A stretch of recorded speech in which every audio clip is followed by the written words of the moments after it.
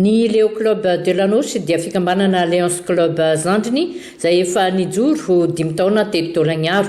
Ny fanindran-dalana tamin'ny hetsika fanaon'izy ireo maneran-tany isan-taona ny datina natanterahana TAGNAMARO tamin'ity volana ity ka nosafidiana manokana ny fanadiovana ny sisin-dranomasina Libanoana noho izy malaza eran-tany sy ho fiarovana ny hazan-dranomasina ao amin'ny alalan'ny tontolo iainana. Dia eto zahay dia miaraka amin'ny ankizy, mpianatra mariaka, mpianatra ny akaniavitra, miaraka misy skoto ihany koa miaraka aminay androany dia fampianarana an'ilay ankizy ihany koa ilay izy.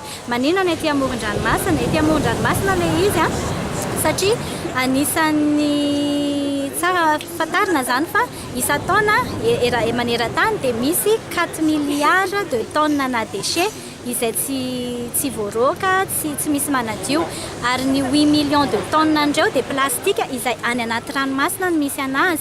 Ireo plastika ireo amin'ny 2050 dia vinavinaina zany hoe amin'ny 2050 ny plastika indray ny anaty ranomasina no betsaka lavitra no mitrondro.